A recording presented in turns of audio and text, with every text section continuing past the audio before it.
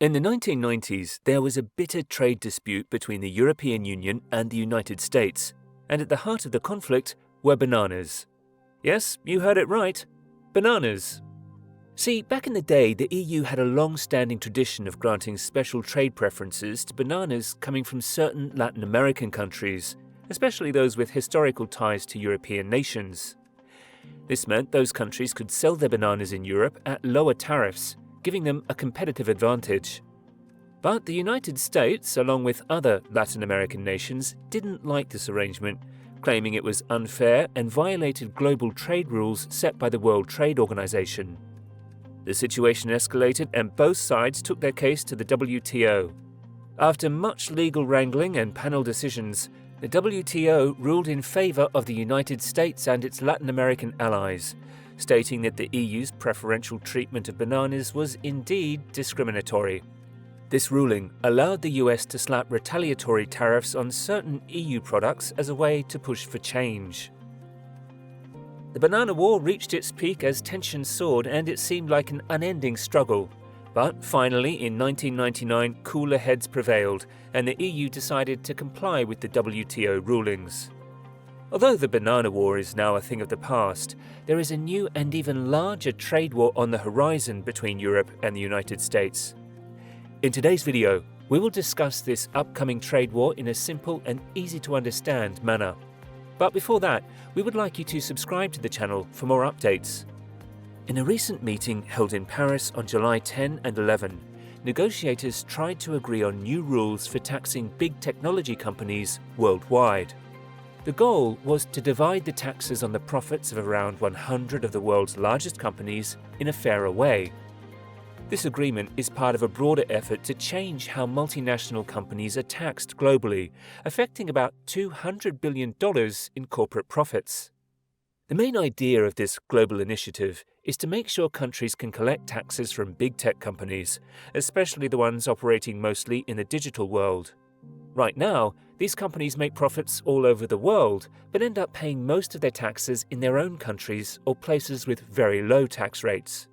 That means they avoid paying significant taxes in countries where many of their users live.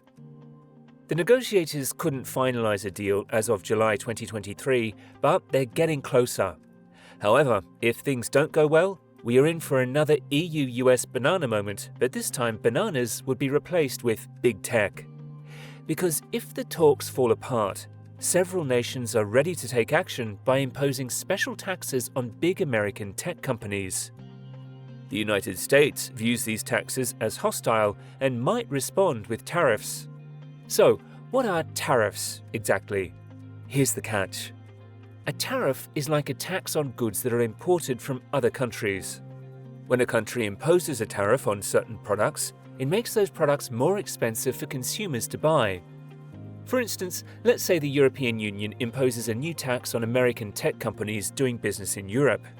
In response, the United States might decide to impose a tariff on certain European products being imported into the US, such as luxury cars, wines, or specific industrial goods.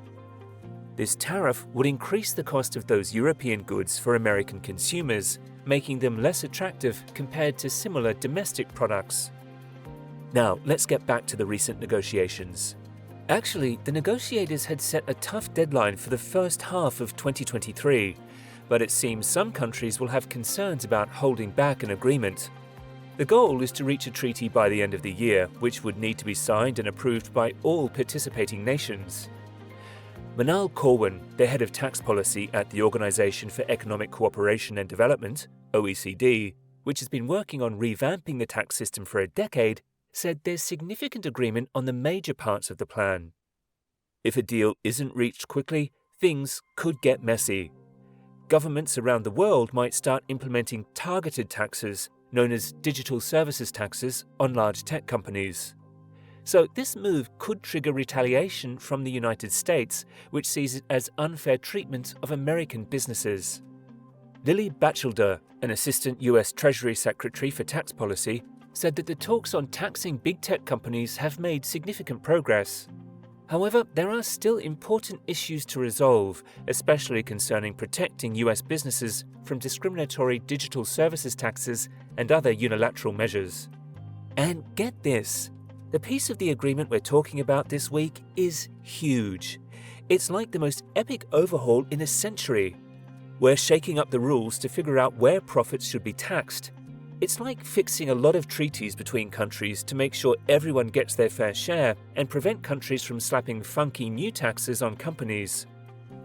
Right now, we've got 138 places supporting this plan. But you know, there's always got to be a few party poopers.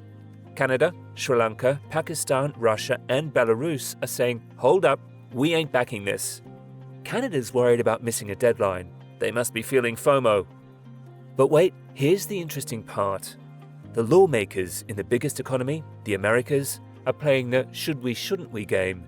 They can't decide if they're in or out, casting doubts on whether we'll have a treaty or not.